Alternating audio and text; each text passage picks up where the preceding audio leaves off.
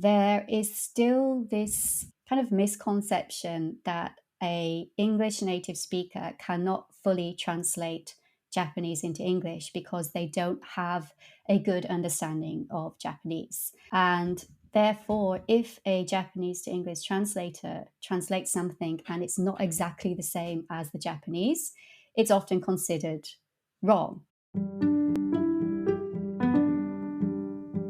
こんにちは皆さん。ビジネスサクセスジャパンのポッドキャストへようこそ。Hello everyone and welcome to the Business Success Japan podcast. This is your host, Liddy Biekelman.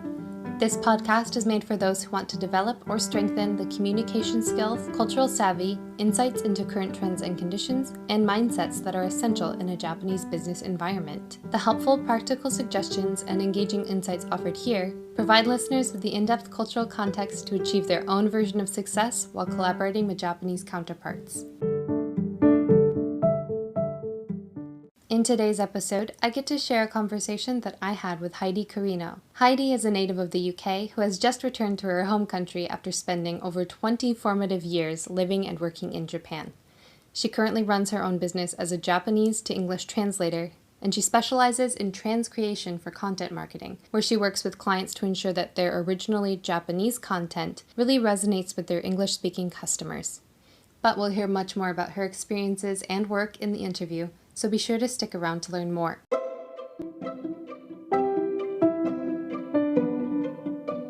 Before we get into the interview, I wanted to take a quick moment to highlight 3 ways you as a listener can support the podcast if you want to help keep it going. If you haven't already, please go ahead and follow or subscribe on whatever platform you're using, and consider leaving a review if you're on Apple Podcasts to help the podcast reach new listeners who could benefit from the information shared here. If you have a favorite episode, please go ahead and share it with a friend or colleague who you think would enjoy it. And if you would like to help make sure I stay well caffeinated enough to keep putting together these podcasts, you can also provide support at the podcast's new Ko-fi page. You can donate once or even monthly, and every little bit goes a long way. You can find the link to do so in the description of this episode. Thanks so much in advance, and let's get into today's conversation. I'm Heidi Karino. I am a Japanese to English translator who specializes in transcreation. I've been a translator for over 20 years, and I've been specializing in transcreation for the last 2 years. Great. So can you tell us a little bit about your history with Japan more specifically? Sure. I originally came to Japan in 98. I had absolutely no interest in Japan or the Japanese language. I met a guy in England who was studying there, who was Japanese. And when he finished his studies, he couldn't get a visa to work in the UK. So we said, let's head to Japan for a couple of years with the intention of returning to UK after he'd got some job experience. But once we got to Japan, a few things happened which we hadn't planned for. I couldn't get a job because I didn't have a degree. It was hard for him to build up experience which would be useful in the UK. So we decided to make it a long-term plan. And I went to university in Japan. I went to ICU, which is in Tokyo. And I majored in English literature and Japanese language. At that point, I still had no plan to become a translator. I just needed to get a degree to get a job. And I was planning to probably go into teaching or something like that. And in my final year of university, I got a part-time job translating lyrics. And I was translating English to Japanese, which, if you don't know much about translation, you don't normally translate into a language which isn't your native language because it's just very hard to get the nuance. However, this particular job, I was working with a Japanese editor. So I would take the lyrics and write an interpretive translation in Japanese. Then he would do a brush up basically to make it more readable. And these lyrics weren't for singing. These lyrics were for CD inserts. So it was more about creating something that would be poetic, but also explain the lyrics. But it didn't necessarily have to be rhythmically correct. And when I graduated university at that time, which was, 2002, 2003, it was really hard for me to go through the usual recruitment process that Japanese new graduates went through. So I was graduating in June.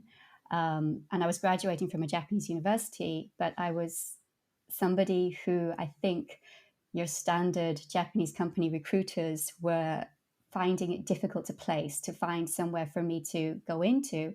So I spoke to the guy I was working with part time and I said, I can't find a job. Do you want to do this full time? And it started from there. So we expanded and we started off with the lyrics, and then we went into liner notes, which are kind of articles you have in CD booklets, and interviews, and then a little bit of other bits and bobs. And I did that. I worked with him until 2016. And then I went in house for OLC, who operate Tokyo Disney Resort. And I was employed as a copywriter and a translator. And I did all the stuff. So I did, all the translation and some copywriting things there. And I worked there until 2020, when, totally unrelated to COVID, I decided to go freelance again.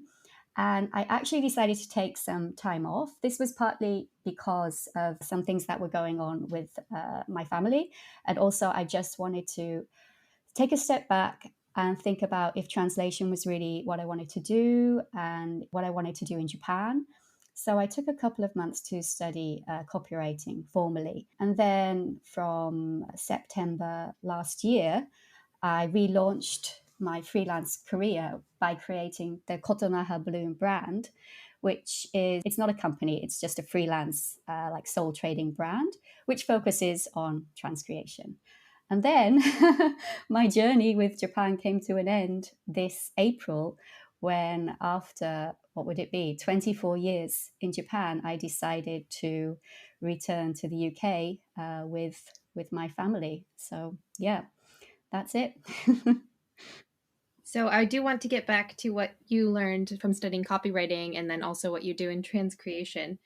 But first, could you tell us a little bit about your experience working in-house versus doing more freelancing work? What has been the difference in your experience? Well, I'll talk about the positive sides. So, this is not necessarily related to Japan, but I think this is just partly of what I do. As a translator, you usually work alone. So you're the only person who makes a decision on your work. But when you go in house, then you have a team of other translators to work with you. And while I found that very, very annoying and frustrating at first, I soon realized that having somebody else look at my work and looking at somebody else's work was incredibly beneficial to me. And I grew so much, both emotionally as an adult and also my skills too. I really, really improved during that time. And it helped because I had an amazing person, a mentor who was leading the team there. And then this is possibly more to do with working in a Japanese company, just learning how to deal with the administration side, just learning how to be more organized, how to consider that what, even though I'm working alone as a freelancer, my actions are having an influence on other people. And that's kind of working in that office environment, especially in a Japanese office environment, where you are very conscious of being part of a team and sharing responsibilities while also having a specific role. So if I don't fill in a particular document, then that's going to affect somebody else, and then that's going to affect their workflow. And similarly, if I'm waiting on, say, something from the marketing team, if I'm freelance, I'm wondering why something is taking so long to get to me. But in-house, I can see, okay, so the marketing team is waiting for the food and beverages team to get back. Food and beverages team is waiting for their supplier to get back. So just more deeper understanding of the flow. And then taking that information and going freelance now, it means that when I talk to my clients, I'm a little bit more aware of their situation, both from an administration element, but from a political element as well. I have a better idea of how office politics work, and how you need to approach people with certain issues and how you need to discuss things, which is probably slightly different to how I was doing it before I had that experience. So that was the positive side of being in-house. The negative side was I found it very, very hard to work fixed hours, to work hours dictated by somebody else, and to not be able to take holidays when I wanted to and not be able to work remotely. Ironically, when I left in March, COVID basically carried on the progress of remote working in Japan. So that might have been less of an issue, although depending on the company, remote work is still pretty tied up to a schedule. So I found that aspect very hard, especially as I have two children and I needed to take time off for school events or, when they were on holiday, but I couldn't really do that. And I also didn't necessarily need to be home the whole day. I could easily work and take care of my kids. But because of the role I was in, I could either be in the office or take a paid holiday. And that aspect, I think, I found very difficult personally.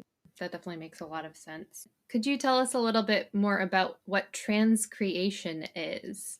Sure. So it's kind of funny because 2 years ago, I run a group for translators. It's a small group on Facebook, which we just support each other in our careers. And 2 years ago, before I started studying transcreation, I said, so what do you think about transcreation? Is this an actual thing or is this a buzzword? And I went from someone who thought it was a buzzword to understanding exactly what it is and how it's different to translation. So when people talk about transcreation, what they really mean is translation for marketing, to put it simply. So it's a combination of translation and copywriting.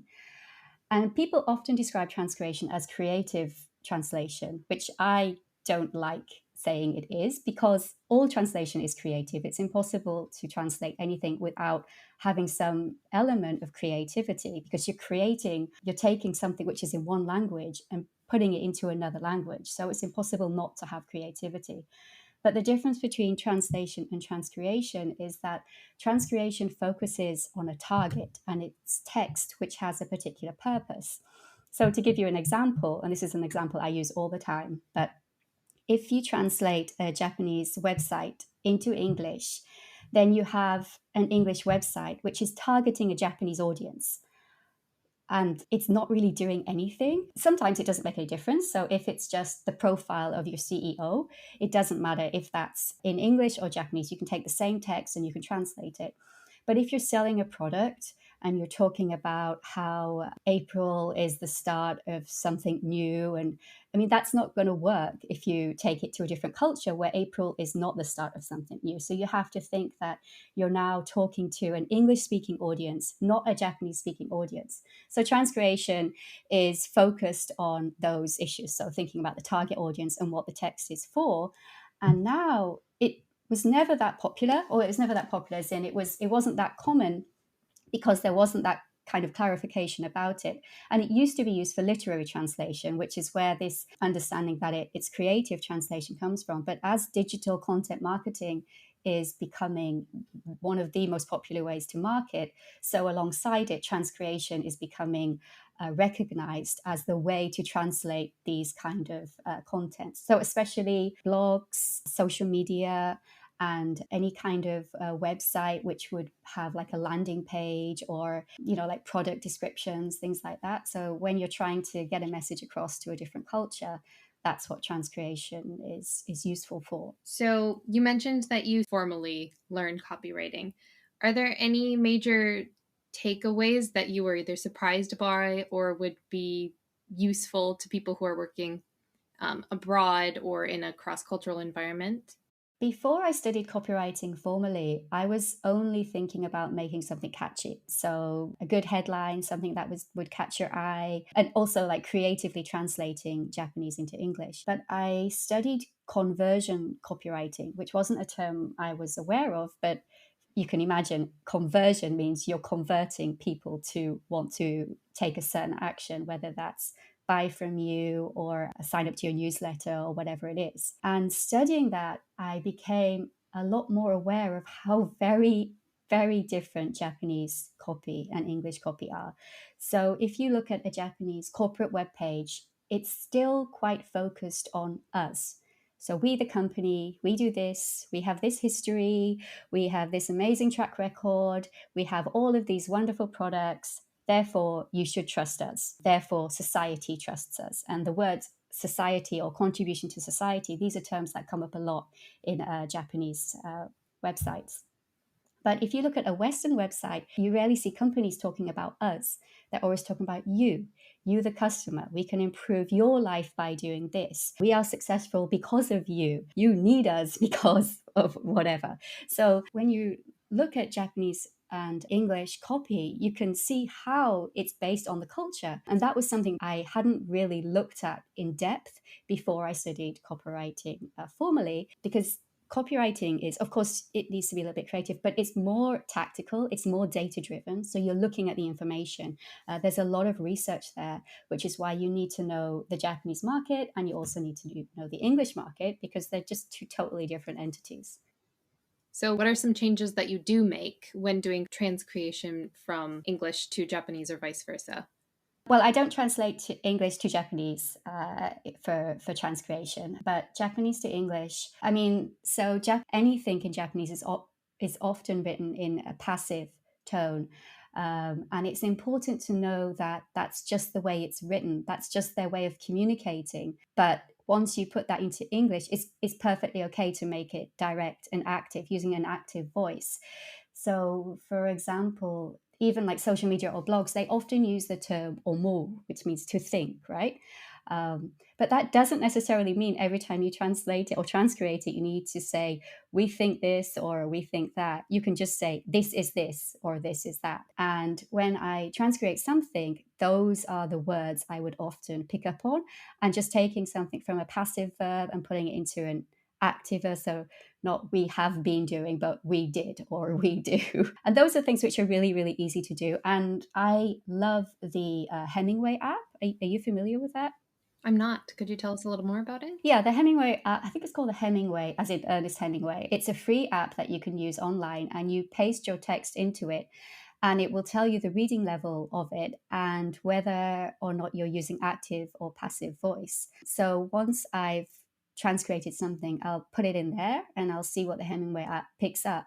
And if it says it's passive and I think it's passive too, then I'll give it another run through, because I'm not perfect. And especially after living in Japan for 24 years, I think my copywriting voice is a lot more passive than somebody who's never been in Japan. And that's not necessarily a bad thing, because it should still be a voice of a Japanese company. It shouldn't be like all out there and brash or like really bold, like some of the corporate brand voices are in the West. But at the same time, if it's too passive, it does look a lot more like a translation. And when somebody hires me to do a transcreation, they're looking for something which is, a bit closer to to what is out there already on social media or on the internet. So yeah, the Hemingway app is really, really good for picking me up on that. Yeah, that seems like it would be useful for anybody who has to write a lot for their job. So, how do you go about marketing yourself in the transcreation niche specifically? Yeah, so this is something I'm always struggling with. It's very difficult to market yourself anyway. But one of the reasons I decided to specialize in transcreation was not just because I enjoy it. I'm a bit of a geek when it comes to marketing, but it was because when I took time off to focus on copywriting, I realized that even though I had a career of 20 years, coming back to freelancing, the options were quite limited. So I didn't have any contacts that I could work that would hire me based on the skills that they knew. So the only way I could get work was through translation agencies. And translation agencies could only judge me based on my resume. So they'd start me off at the bottom rate, and it's pretty low. It's pretty low anyway, but it's pretty low if you are in your 40s, late in your career, and you have a family to support. And I thought, there's no way I can do this and also have a life. I would have to work like 10, 12 hours a day, 6 days a week to make an income. So I realized that I'd have to find something else to do, some kind of specialism. And that's when I started to look into transcreation. That would be something that has a huge value. It requires a lot of skill. It's something that I could definitely feel confident that I was helping people, and it's something that I would feel confident to charge more for. The only problem is that nobody knows what transcreation is. I mean, in Europe, and also I'm not from the US, but I spoke to someone who's transcreating in the US, and they said it's becoming a lot more popular, especially in advertising agencies. They generally only use transcreators if they want to localize some content. But in Japan, it's very very few people outside of translation know what it is. So it's not as if I'm saying, hey, I'm a trans creator, and everyone's going, oh, that's just what I was looking for. It's more like, okay, this is transcreation. This is what it can do for you. You definitely need this, and I can help you. So first, it starts with educating people about what it is, telling people about what it is. And there were lots of platforms I could use. So I could have a blog, I could have my website, which I have, I could go on Twitter. And I chose LinkedIn, which is not a popular choice because statistically, there aren't that many people on LinkedIn in Japan. In the UK, there are 36 million users, which I think is pretty much the whole working population. When there's, what, 60 million in the UK, 36 million users is a lot. In Japan, there's 2 million users. So not many people. But the reason I decided to go on LinkedIn is because it's a professional network. And I've seen a lot of copywriters and translators who are freelance market themselves on there and have some success. And if, even though there's only 2 million users in Japan, if they're on there, then they're obviously interested in connecting with a global market, which means they'll be interested in the kind of thing that I do. So I've had to put a break on it at the minute while I've been moving to the UK. But I started last September, I started posting every single day, and I try to post about a little bit about what transcreation is. So sometimes I'll tell people literally what transcreation is. Other times I will do something transcreatively. So every Friday I have a Friday favorites corner where I would transcreate, say, a Japanese kanji compound, the yojijukugo, or a proverb of Japanese, and just show how the difference between translating something and transcreating something. And then other times I'll just talk about, who I am and what I do. And at the same time, I also became active on Twitter. And Twitter for me and Instagram as well are different because LinkedIn is more about it's about connecting with my peers, but it's also kind of showing people what transcreation is and just increasing awareness in the industry. Whereas Twitter is about connecting with other translators, especially English to Japanese translators. And I've never ever done that before. I probably shouldn't say this, but I often thought, like, what's the point? I have to spend all of this time marketing. What's the point in connecting with people who are not going to give me any work? That's a very, very bad way to think, I realize now. Because, firstly, connecting with English to Japanese translators is incredibly educating. I mean, they have as much knowledge as I do and more. Some of them have been in the industry maybe twice as long as me. Sorry, they have a bigger, they're all connected to translation agencies. So they know a lot about the ins and outs of that. As well, speaking to somebody who is bilingual gives you another understanding of the language, especially the Japanese language. It doesn't matter how long you've been learning a language, you're never going to know it 100%, I think. So having that connection with an English or Japanese translator means you can get another aspect, another perspective, which might help you find another angle when you're translating.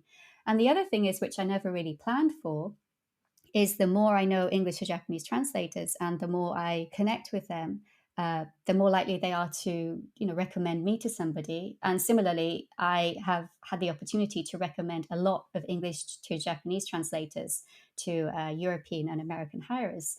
So even though connecting with translators on Twitter was never part of my marketing strategy, it has kind of evolved that way to be something that is in there and something that I do set aside time to do. Right. Especially if you're struggling to start out and find your clients. I feel like it can be really easy to get a little overly utilitarian when it comes to your approach to finding people and building relationships and things like that. Yeah, I think at the beginning, like, LinkedIn was really hard for me, but any kind of marketing, because I never did social media personally. I took about 3 or 4 years off social media anyway, so I was coming to it quite new. And at the beginning, I'm probably going to cringe if I look back at some of the things I wrote at the beginning. But after a while, I just realized that worst case scenario, anything I do on social media would be directly related to my skill set. So digital marketing is what I want to translate for. That's what Transcreation is for.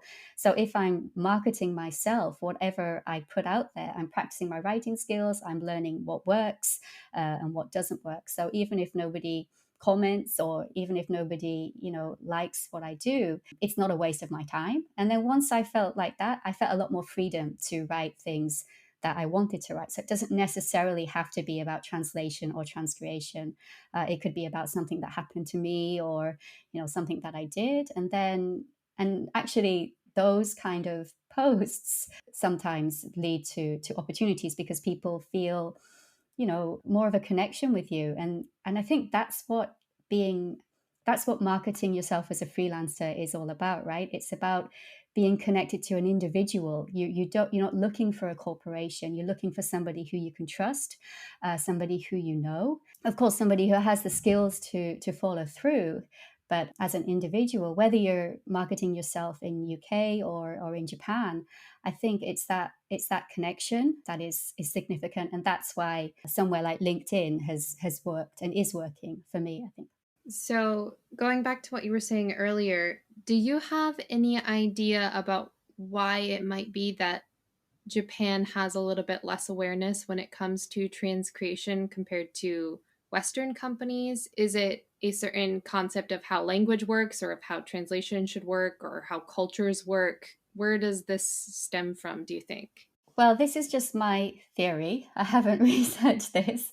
Firstly, I think that when it comes to digital marketing as a strategy, Japan is not as up there as other countries, say like the UK or the US, which all have official social media accounts. They're blogging all the time. Their websites are updated constantly. They have this whole digital marketing branding in place. It's part of their strategy. It's a very effective part of their marketing strategy. Whereas I don't really see that so much in Japan, maybe with the major brands, but not with something mid or a smaller brand. So firstly, this concept of translating for a target is not really there, I think. So then not necessarily the need, this consciousness is not there. Secondly, and this has something to do with the way the translation industry has evolved in Japan, there is still this kind of misconception that a English native speaker cannot fully translate Japanese into English because they don't have a good understanding of Japanese. And therefore, if a Japanese to English translator translates something and it's not exactly the same as the Japanese, it's often considered wrong. And to say why it's not wrong and why it's effective and why it's better that way, you need to have a good communication with your translation agency, or you need to be able to communicate that effectively to your client. And not everybody's in a position to do that. So, unless the translation agencies are understanding the benefits of transcreation, it's almost impossible for an individual like me to kind of make it popular. And I think the reason translation agencies are not pushing this is just because there isn't really that much of a demand for it, and people don't really understand the benefits of it. It's not really being explained fully as as what it can do. Yeah, and it makes sense that if you are valuing correctness over effectiveness, that transcreation might not be such an easy thing to accept for Japanese companies. Yeah, exactly. Yeah. Great. So, going a little bit back to your experience working, especially in house, what are some lessons that you learned in terms of humility, compromise, and collaboration in Japanese companies? Anything you've learned that you think other people could benefit from? Yeah, so I think for me, the biggest lesson was keeping my mouth shut. I mean, which is which is very, very hard for me to do. I think maybe culturally or just personality wise, I don't really like to waste time, and I just want to get straight to the point. And I don't mean to be offensive or anything like that. I just feel that being honest and clear is the most efficient use of anybody's time. And I think that is probably quite in line with like Western culture. I think that's how we tend to feel. Whereas in Japan, that's not how you do things. You have to sit and you need to listen and you need to consider every single angle before you even begin to approach the main topic. And that was something that was very hard for me to do. And originally, I thought was the wrong way to do things. So I guess you could say that taught me humility, realizing that I'm not always right. It did teach me that sometimes I would have to understand that the way I wanted to do it was not the way that it was going to work, or not the way that it was going to happen. And there were a lot of things that I felt were not going to be effective. So even say, for example, even like transcreation, and that happened when I was working in-house, in that I wanted to translate it. This is a very minor thing, but I wanted to translate it a particular way, which I knew would make sense. But I was not able to translate it that way because it had been translated a different way for years and years before that. And if I wanted to change that translation, it would affect material, say, throughout the field. So this is talking like, say, Tokyo Disney Resort. I wanted to change like one tiny line that would affect, say, menus or signs, and that would cost a lot of money to change.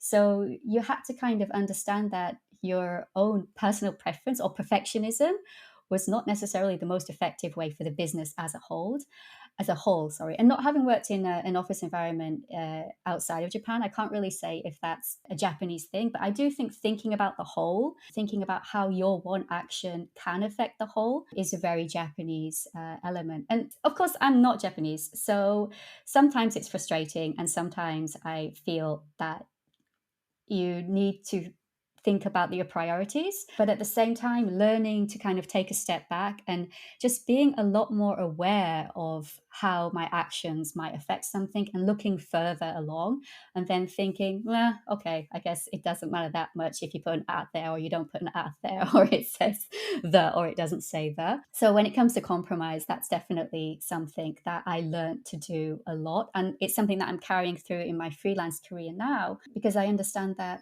perhaps the person who I'm dealing with directly, they might love what I do and think it's absolutely amazing and want to run with that. But then when they take it to their manager, or they take it to whatever client they're dealing with, they might not be happy with it and they might want to change it. And that's because perhaps they don't understand what it is I do, or they just have their own agenda, or they know a lot more than I do about the situation, and therefore they know that this is not going to work. And I think before working in house, I would not have been able to take that on board. I would have hated any red lines through my copy. But now it comes back, and I think, oh, okay, so there's probably issues at play here that I'm not completely aware of. These edits, it's not what I would have gone for. But if that's what you want to run with, then it's your company, it's your brand, then that's totally fine with me. So learning that, I think, was big. And collaboration. When I was in house, as I mentioned earlier, I was working with an English language team, but I was also working with other people within the company, just giving them advice on the English that they could use. And what was really interesting for me, this is probably more to do with what I do, but Japanese people who didn't have that much knowledge of English, say if we were brainstorming a particular line in some instructions, they would throw out English words. And they don't speak any English. They would like look in a dictionary and they would throw out English words. And they were so random that it would work, because an English speaker would never think of those words, because we're always like thinking about logic. So having that kind of unexpected collaboration, I think, really opened my mind, really made me realize that I'd been isolating myself quite a lot, and just working with other people, especially people who are Japanese and therefore from a different culture to me, really kind of gave me more opportunities to get better at what I do. And I think that was why I was more proactive in connecting with English to Japanese translators on Twitter. And also now on LinkedIn, I'm connecting with people who are like different language translators, or people who are not even in my area, because just collaborating with other people really gives you just brand new perspectives, which can, especially as a copywriter, can give you a whole new angle that you'd never really seen before.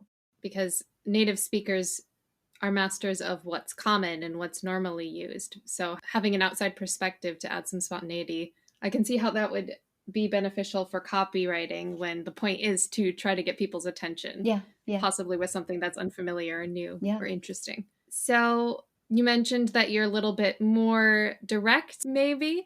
So how have you been able to kind of balance that natural inclination you have or other parts of your personality that may not gel so well in a Japanese context with remaining true to yourself and being the best version of yourself that you want to be in the workplace? How do you find the balance between adapting and being yourself? Yeah, so I think that's quite a difficult thing to do. Firstly, I speak Japanese, so I think that puts me at an advantage to a lot of people. I was in Japan for 24 years, which is like more than half my life. So all of my adult life was spent in Japan, which means that culturally, especially when it comes to media, so like TV, comedians, music, there's a lot of stuff I know there which Japanese people are familiar with. So I can have a conversation with somebody about, a famous Japanese comedian or something like that, which builds up an affinity, which helps me to communicate in a way that Japanese people communicate, I think. And that part of my personality is, you could say, is Japanese. And it's not something that I have to create, it's just something that's there. But as you said, I am also very direct. And I think it's really hard to know when it's okay to show that side of your personality. I think the thing is that it took me a while in Japan to realize that I'm not Japanese. I mean, obviously, I'm not Japanese, but and that's okay. So I spent a lot of time trying to fit in, especially when my children were younger. I didn't want them to feel that I didn't know how to behave, or just because I didn't look Japanese or I wasn't Japanese, that I didn't know how to speak Japanese or I didn't know how to read Japanese. So I think I went on a bit of overkill, and I was probably behaving more Japanese than a lot of Japanese people were. And I was reluctant to say anything or to be that direct and that straightforward. But by the time I started working at a Japanese company, I'd had to deal with a couple of difficult situations with my children, which had forced me to be a lot more direct. So when I went into a Japanese company, I was probably in the beginning less Japanese than I should have been, partly because I was hired not as, say, the mother of two Japanese children, but I was hired as Heidi, an English copywriter. So I felt it was okay for me to behave as an English person. But then I soon realized that just wasn't going to work, because I was working with Japanese. All of my colleagues, the majority of my colleagues, should I say, were Japanese. So I found, for me, like, humor was always the best way to kind of bridge the gap. I'm quite dark when it comes to humor, and a lot of Japanese people are also quite dark. Not necessarily sarcasm, but there's a lot of, you say something and then someone comes back on it and then you come back of it, this kind of banter, which Japanese people are very, very skilled at. And I found that was a way to kind of test the boundaries, to test how direct I can be. So once I build up that kind of communication with somebody, then it was easier for me to be more direct with them. But it's difficult, because you can never truly be one or the other. You can never truly be completely Japanese, and I can never truly be like 100% British, because I've grown up in both of these countries. So trying to find that balance is probably something I'll always struggle with, I think. But I think while I was at OLC, I learned a way to communicate with people which was both authentic and not offensive. Great. So it sounds like it was just a lot of trying and being aware of how you were coming off to other people and adapting from there. Yeah, yeah, pretty much. So then, would you mind telling us a little bit more about your recent move back home? How was that process like for you? Yeah, so we planned this last April. I think we're not the only people who COVID had a huge effect on. It changed I mean, my husband and me and my children as well. It changed what we were doing. It made us really think about what we wanted to do. And we realized that we didn't want to live where we were living in Japan at that particular time. And we looked around at other places in Japan, and we couldn't find anywhere where it would be a good fit for our children. So we decided to move back to the UK for a little bit, at least while the children finished school. And because I was moving, because I was freelance, I wasn't that concerned about my job. But marketing, as we already mentioned, is difficult. And then marketing myself to Japanese companies when I'm located in the UK is even harder.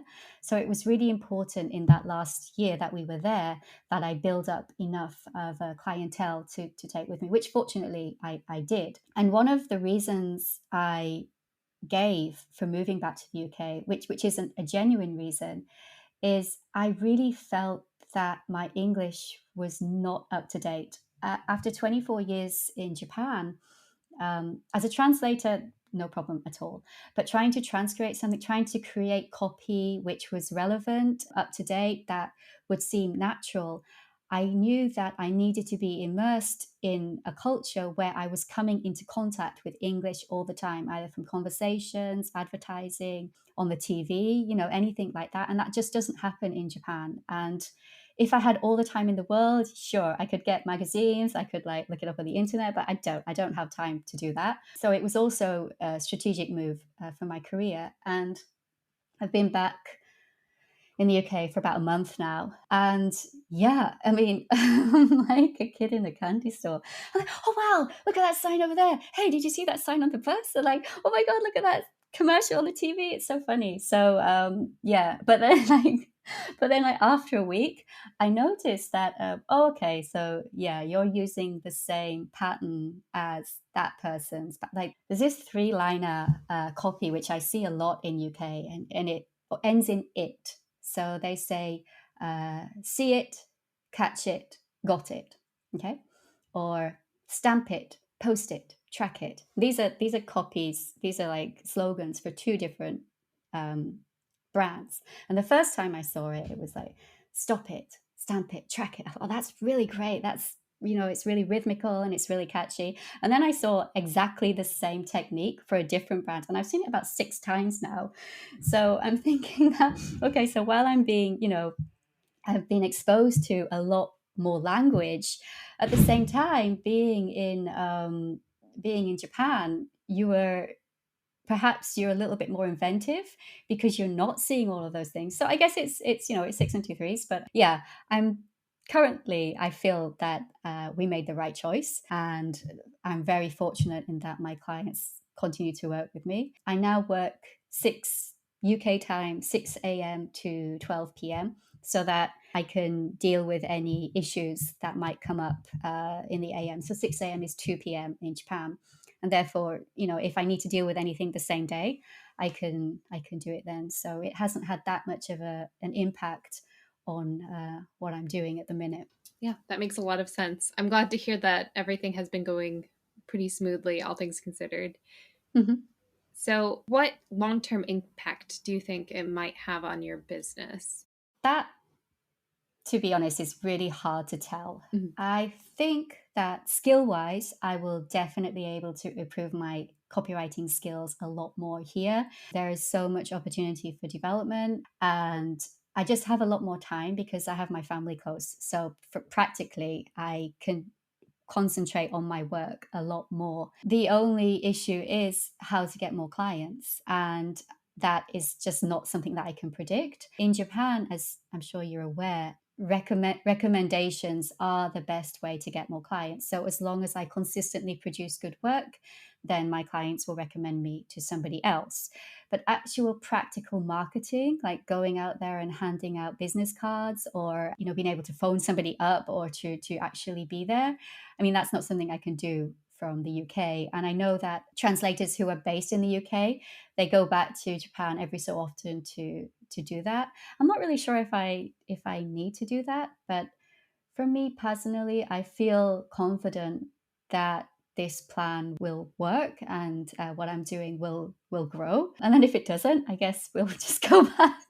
We'll go back to Japan. But yeah, I mean, there aren't that many people who are focused on transcreation, who are Japanese to English transcreation. There are a lot of translators who can do it and who are really, really great at copywriting and just as good as I am, but not many people talking about it on social media. So I feel, at least for the minute, I have the advantage there that once transcreation, if transcreation does become less of a buzzword and more of an actual thing in Japan, then I'll be the person there who's been talking about it and communicating it for a long time. Yeah, if you're not already following Heidi on LinkedIn, you should definitely do so, just to kind of get an idea of some ways that you can be more involved on LinkedIn, some ways that you can connect with people. It's a very good example of how to be effective on LinkedIn. So, do you have an example of a communication breakdown that you've experienced that you think is due to differences in culture? I don't know if you could call it a communication breakdown, but so when you're speaking to somebody in Japanese, they don't really give you a lot of information. It's quite vague. You've got to get the gist of it, you've got to read between the lines.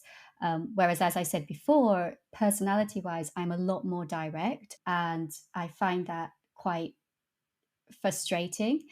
But conversely, when you prepare for a meeting or you give a presentation, Japanese presentations are incredibly detailed. It's almost as if leaving room for questions is unprofessional. And that's something that I wasn't really aware of when I first started working at a company in Japan. And that kind of contradiction, I think I found that quite hard to deal with and to understand at the beginning. So not being very clear in what they were saying, and then you'd go into a presentation and everything was kind of written there, and I was expecting like a discussion or like a brainstorming session, but it wasn't. You were getting a lecture or you were taking part in a seminar. And I think it took me a while to kind of read that and understand that that was the way that things were done. I wouldn't necessarily say it was a communication breakdown, but yeah, it was a learning experience. It was something that I had to get used to. Mm-hmm. That is such an interesting dichotomy that you'll encounter in Japan. Definitely a good thing to be aware of before you get into the country. Definitely. So, if you were chatting with somebody who is going to Japan for business and they only had time to learn one thing about the country or its culture ahead of time, what would you choose to teach them? Things happen really slowly in Japan, but when they happen, they're really, really effective. People need time to plan, they need to think, they need to look at all of the angles, and they need to consider how it's going to affect every single aspect of a company or a department. And it looks like nothing's happening. It looks like people are just finding excuses to not do something, but it's not. They're just incredibly risk averse. And understanding that and thinking of that risk aversity as a positive thing, I think can help you be a little bit less frustrated and to kind of accept that as part of the process. Because it does help you as well. If your plan or your idea gets knocked out, it's not because it was a bad idea, it's just because they looked at things which you were not able to consider, and they just came to that conclusion. At the same time, I do want to say that there's a lot of mysticism about Japan and Japanese culture, but Japanese people are, a huge mix, and the culture is a huge mix as well. So even though a Japanese company has a very different culture to a culture in the West, on an individual level, it's very easy to find somebody who you can communicate with. And if you are having trouble getting through something from a bureaucratic level, then just communicating with your team on an individual level, that builds up trust, and that helps you to kind of understand and navigate the way a Japanese company is. And I think that's why I was able to settle in quite well at OLC, because I had communicated with Japanese people on an individual level for so long before going in there, that even though I found the way the company was run very alien to me, working with people, talking to people was a way for me to understand it, and also a way to make myself understood. So yeah, that's actually two things, but I think they're both equally important. Definitely. So, is there anything that you wish that we had been able to talk a little bit more about, or anything that we should discuss before we wrap things up for today? No, I think we covered everything. I had a really nice time talking to you. And yeah, like you said, if you want to follow me or connect with me even on LinkedIn, I'm always open to connections. And if you want to know more about Transcreation, there is a blog by a lady called Nina, who is a English to German transcreation specialist. And I would say that she is really the expert on this subject, Nina Sattler Hofta. And if you wanted to learn more about what it is and what it does, then she has this really big blog on it. And yeah, it's a very interesting read. Great. Well, thank you so much for sharing your time. Yep, thank you. I hope that you enjoyed today's conversation. If you would like to learn more about Heidi, her work in transcreation, or get some inspiration on how you can use LinkedIn to effectively attract and educate potential clients, be sure to check out the links in the description of this episode. If you enjoyed today's episode, go ahead and share it with a friend, colleague, or connection on LinkedIn to help spread the perspectives and information shared in the podcast. And please remember to go ahead and subscribe or follow on whatever platform you're using, and also to leave a rating and review if you enjoyed the podcast. If you would like to support the podcast, please check out my link to the show's Ko-fi page to keep me well caffeinated and making content. As always, feel free to email me at businesssuccessjapan@gmail.com if you have any other questions, comments, or suggestions for future episodes or interview topics. I'd love to hear from you directly, so if you'd like to leave a voice message, you can find the link to do that in the description as well. But for now, remember that the more you learn, the more confident you will become as you explore all of the opportunities Japan has to offer you. Until next time, mata kondo.